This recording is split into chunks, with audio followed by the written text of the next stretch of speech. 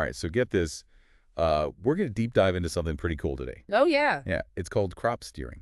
Okay. And it's basically like being a puppeteer, but for your plants. Okay, that sounds interesting. Yeah, so by using this technique, we can manipulate the growth patterns of cannabis just by tweaking our irrigation. Wow. Yeah, so like, think about it. We could basically tell the plant to focus on root development, getting bigger and stronger. Or we can tell it to prioritize flower production, those beautiful buds. So it's all about like sending signals through how we water them. Exactly. And I've been digging into Athena's English handbook, and it's Yeah. like a treasure trove of information on how to do this. That's awesome. I'm excited to dive in. Yeah, me too. So like, how does this crop steering thing actually work? Well, it's all about like playing with the plant's natural stress responses, right? Okay. So by carefully controlling the moisture levels in the grow medium, we can trick the plant into focusing its energy on, like I was saying, whether we want it to grow bigger or produce more flowers. So we're kind of stressing them out on purpose. In a way, yeah, but like a good stress, Yeah. like a workout for the plant. Oh, okay, I guess. So it's like sending those little stress signals through the water, and the plant's like, whoa, better focus on this. So how do we like actually send those signals? What's the secret code? Well, this is where precision irrigation comes in. Right. And Athena breaks this down into a three-phase strategy. Oh, 3 phases. Yeah, it's like a secret recipe. They call them P1, P2, and P3. Ooh, I like it. Yep. All right, so break it down for me. What's P1? P1 is the initial soak. Initial soak. So it's like setting the stage for the whole performance. Okay. You basically saturate the substrate completely. Wow, just drench it. Yeah, like make sure it's fully hydrated. We're talking like achieving a 2-7% runoff, just to make sure every nook and cranny is drenched. Okay, so we're making sure that it's like totally soaked at the beginning. Exactly. It's like giving the roots a nice big drink before the real fun begins. Yeah, the real fun. Okay, I like where this is going. What happens next? All right, so after P1, we move on to P2, which is maintaining VWC percent. VWC. Okay. Yeah, so this is where we really start taking control. Okay. This phase is all about fine-tuning the plant's environment, and we do that by adjusting the frequency and volume of our irrigation. Okay. And by doing that, we can manipulate two super important things. What are those? The substrate's electrical conductivity, which is also known as EC, and the dryback percentage. Right. EC and dryback, but remind me, what are those again? Why are they so important? Okay, so EC basically measures how much nutrients are in the substrate, right? Okay. And dryback is how much the substrate dries out between waterings. Gotcha. So we're controlling how much food they get and how thirsty they get. Exactly. And by controlling those two things, we can kind of nudge the plant toward either, vegetative growth, which is getting bigger and stronger, Right. or generative growth, which is when it starts flowering. So we can tell the plant to focus on roots and leaves first, and then switch it over to bud production later. I got it. It's Yeah. all about manipulating those dryback periods. That's pretty wild. Yeah. And it gets even cooler because within P2, there's this thing called EC stacking. EC stacking, what's that? All right, so imagine this. Instead of giving the plant like a big gulp of water Right. less often, we give it smaller sips more frequently. Okay. And it might seem kind of counterintuitive, but this actually lets the salt slowly build up in the substrate, which boosts the EC over time. So it's like slowly increasing the concentration of nutrients. Exactly. It's like turning up the volume on the food signal. Wait, so by using less water, we're actually increasing the nutrient concentration. How does that work? Well, think about it. When you give it a lot of water, a lot of it just runs off, right? Oh, right. That makes sense. And that runoff takes excess salts and nutrients with it. Yeah. But when we give smaller, more frequent waterings, the plant basically uses up most of that water before the next watering. So there's less opportunity for those nutrients to get flushed away. So it's all about finding that balance between like giving them enough to drink, but also letting those nutrients hang around. You got it. It's all about fine-tuning. So this EC stacking, is that like a key part of crop steering? It's a big part of it, yeah. Okay, so we're not just controlling the water, we're controlling how the nutrients are like hanging out in the soil. Exactly. And this precise control during P2 is what lets us really dial in those stress responses and guide the plant's growth. I see. So, for example, a dryback of 30–40% during vegetative growth is like telling the plant, hey, better grow those roots deep and strong. A little drought might be coming. Oh, that's cool. So it's like preparing them for tough times ahead. Exactly. And then I guess P3 is where we really fine-tune those dryback targets to push either more veg growth or flowering, right? You got P3 is all about targeted dryback. Targeted dryback. And that's where the real magic happens. Okay, I can't wait to hear about that. I know, it's pretty cool stuff. Welcome back. All right, so we left off talking about P3. Yeah, targeted dryback. Right, targeted dryback. This is where it gets really interesting. Okay, lay it on me. What kind of dryback targets are we talking about here? Well, it all depends on what we want the plant to do, right?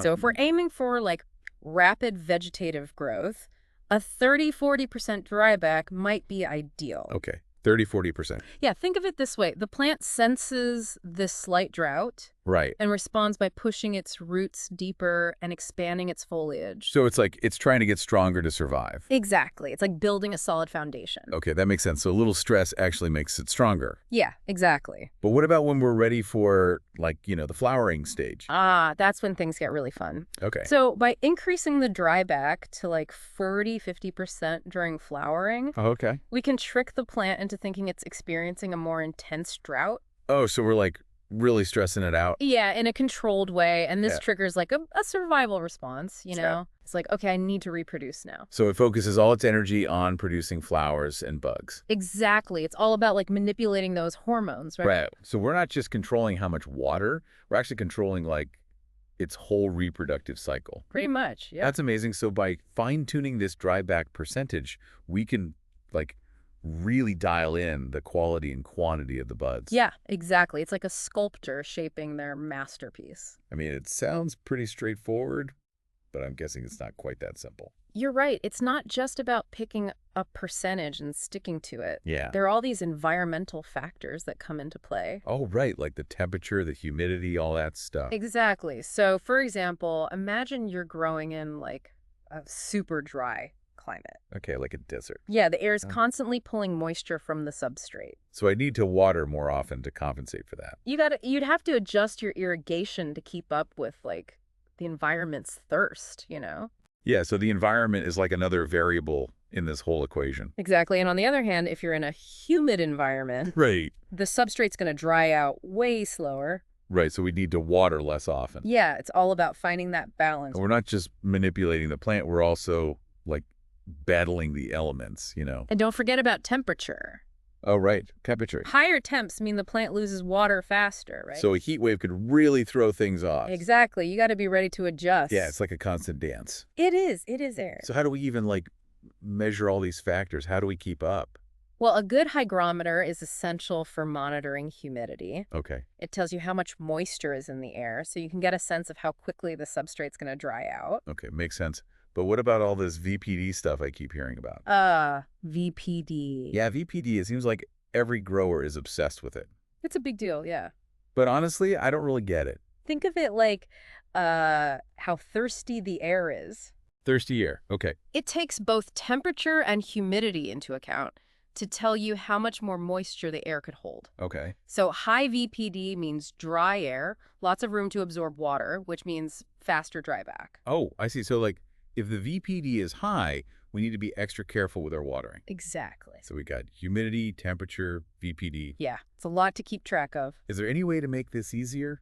Any tools or anything? Well, luckily, technology can help us out here. Okay, good. There are sensors that monitor the substrate moisture in real time. Oh, cool. So you get instant feedback. Yeah, and some smart controllers can adjust your irrigation schedule based on VPD and other factors. Wow. So it's like having a robot gardener.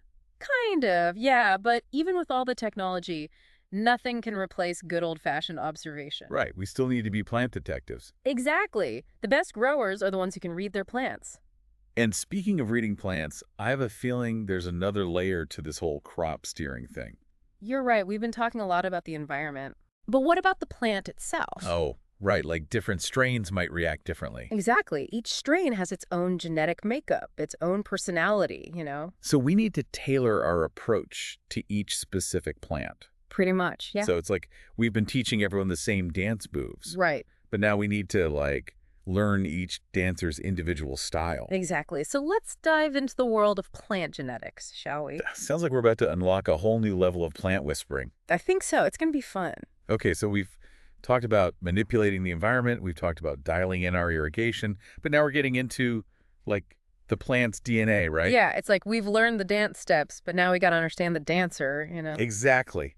So how do we figure out what each plant needs? Like, Is there a way to read its genetic code or something? Well, start by doing a little research on the specific strain you're growing. Okay. Is it like a sativa dominant, known for getting all tall and stretchy?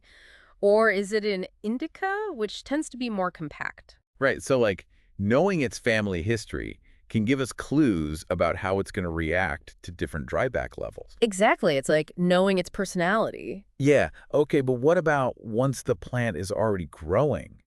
Like, are there any signs we can look for that tell us we need to adjust our strategy? Oh, absolutely. This is where observation is key. Right.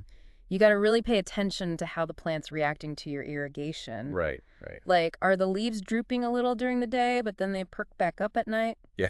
I've seen that before. That could mean it's using up all the available water during the day and needs more frequent watering. Even if it hasn't hit that target dryback percentage yet. Exactly. It's like the plant is saying, hey, I'm thirsty, but we need to learn to listen. Right. Like become plant whisperers. And those whispers are going to be different for every strain. Yeah. Okay, so some plants might be drama queens and get stressed out easily, Yeah. while others are more chill and can handle a little more dryness. Exactly. So it's a constant dance of observation and adjustment. But even with all this knowledge, we're still going to mess up sometimes, right? Of course. We're all learning here. Yeah. So how do we approach this whole, like, experimentation thing? Should we make big changes or, like, baby steps? I'm a big fan of baby steps, especially when you're trying something new. Okay. So start with small adjustments to your irrigation, like frequency or volume, Okay. and then see how the plant reacts over a few days. Like, watch it closely. Exactly. If you see good changes, great. If not, just dial it back. Right. So it's all about that feedback loop. Exactly. You got to be responsive. Okay, this is making a lot of sense. But, it makes me wonder, what if we could automate some of this? Like, what if we had sensors that could tell us exactly what the plant needs? That's a really cool idea. Right, like imagine if it could detect those tiny changes in leaf angle or color that we might miss. I mean, the future of cultivation is definitely headed in that direction. Yeah. We already have sensors for all sorts of environmental stuff. Yeah. So it wouldn't surprise me if we start seeing even more advanced tools that can help us really understand our plants. It's like we're on the verge of actually being able to communicate with them. Exactly. But even with all the fancy technology, the fundamentals are still going to be crucial. Right. We still need to observe and understand our plants. It's all about that connection. Okay, so I think we've covered a lot today. Any final thoughts on crop steering? I think the biggest takeaway is to remember that it's not just about mastering a technique, it's about truly understanding your plants. Right, learning their language and respecting their individual needs. Exactly. Who knows, maybe someday those plants will actually be talking back to us. That would be pretty wild. Yeah. All right, that's it for this deep dive into crop steering. Thanks for joining us. Keep those notebooks handy, those moisture meters calibrated, and most importantly, keep learning and experimenting. Happy growing, everyone.